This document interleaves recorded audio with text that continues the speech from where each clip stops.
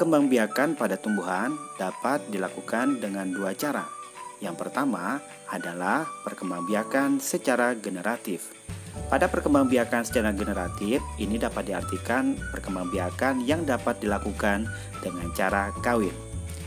Alat perkembangbiakan secara generatif pada tumbuhan adalah bunga.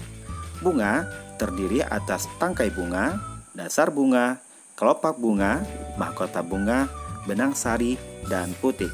Anak-anakku semua bisa lihat bagian-bagian gambar dari bagian bunga pada halaman 10 di buku paket kalian.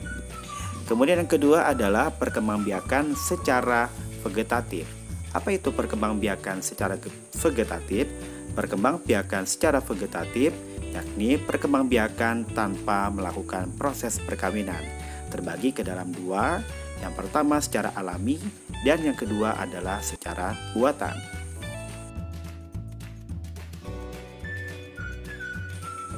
Perkembangbiakan vegetatif secara alami yang pertama terjadi pada umbi-umbian. Umbi adalah bagian tanaman yang menggembung dan tertanam di dalam tanah. Beberapa tanaman yang mempunyai umbi antara lain adalah kentang, wortel, dan juga bawang merah. Bawang merah disebut dengan umbi lapis karena bentuk berlapis-lapis, menggelembung, berair, dan juga memiliki sifat-sifat daun. Umbi yang berlapis-lapis itu di bagian bawahnya tumbuhlah akar. Jika umbi ditanam, akan tumbuh tunas dan kemudian tumbuh menjadi tumbuhan yang baru. Maka dari itu, bawang merah disebut dengan umbi lapis. Kemudian kedua adalah umbi batang. Ini contohnya pada tanaman kentang. Pada bagian kentang yang dapat dimakan merupakan bagian batang. Bagian batang tersebut berisi cadangan makanan. Batang tersebut menjadi besar dan berisi. Oleh karena itu, bagian batang tersebut disebut dengan umbi batang. Kemudian yang ketiga adalah umbi akar. Ini contohnya pada wortel. Umbi akar adalah akar yang membesar berisi cadangan makanan. Jika umbi ini ditanam bersama dengan pangkal batang, maka akan tumbuh tunas. Tunas tersebut merupakan tumbuhan baru. Contoh tumbuhan yang memiliki umbi akar adalah dahlia, wortel, lobak, dan singkong. B. Geragi atau yang biasa disebut dengan stolon. Geragi atau stolon adalah batang yang merambat di atas atau di bawah tanah. Contohnya adalah pegangan, stroberi, arbei, semanggi, dan juga rumput teki. Berikutnya adalah akar tinggal atau rizoma. Akar tinggal atau rizoma adalah batang yang terdapat di dalam tanah.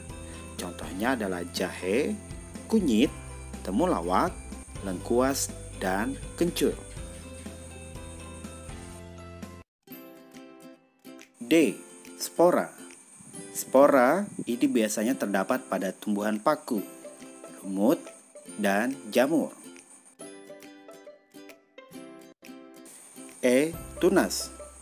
Tunas adalah tumbuhan anakan yang muncul di samping induknya.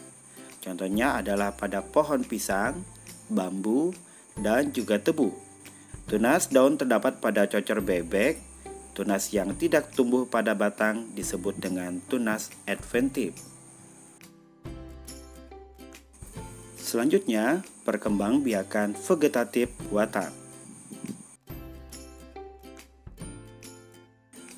A. Stek. Stek adalah perkembangbiakan dengan cara menanam potongan atau bagian dari tumbuhan. Bagian tumbuhan yang dapat ditanam adalah berupa batang. Contoh tumbuhan atau batang yang dapat disetek adalah singkong dan mawar. B. Cangkok. Cangkok adalah cara perkembangbiakan pada tumbuhan dengan menanam batang atau dahan yang sudah berakar terlebih dahulu sebelum dipotong dan ditanam di tempat yang lain. Contohnya adalah pada pohon mangga, jambu, dan juga pohon jeruk.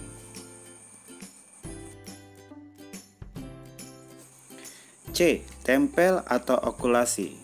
Tempel atau okulasi ini menggabungkan dua mata tunas suatu tumbuhan pada batang tumbuhan lain. Tumbuhan yang akan ditempel haruslah kuat. Contohnya pada bunga mawar yang akan menghasilkan dua warna yang berbeda.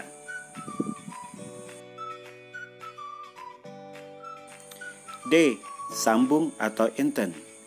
Sambung atau inten bertujuan menggabungkan dua sifat unggul dari individu yang berbeda. Contoh tumbuhan yang dapat disambung adalah tumbuhan yang sejenis seperti tomat dan terong. E. Runduk. Runduk adalah merupakan proses penimbunan batang tumbuhan ke dalam tanah. Contoh tumbuhan yang dapat merunduk adalah seperti RB, apel, tebu, stroberi, dan juga melati. Dan yang terakhir F. Kultur jaringan. Kultur jaringan adalah perkembangbiakan tumbuhan dengan menanam jaringan tumbuhan di tempat dan media yang khusus. Perkembangbiakan akan lebih terkontrol dan cepat, dan tumbuhan baru yang dihasilkan sama dengan induknya dan tidak menimbulkan dampak negatif bagi lingkungan. Demikian anak-anak materi kita kali ini mengenai perkembangbiakan tumbuhan secara vegetatif. Ketemu lagi nanti di pembelajaran berikutnya. Wassalamualaikum warahmatullahi wabarakatuh.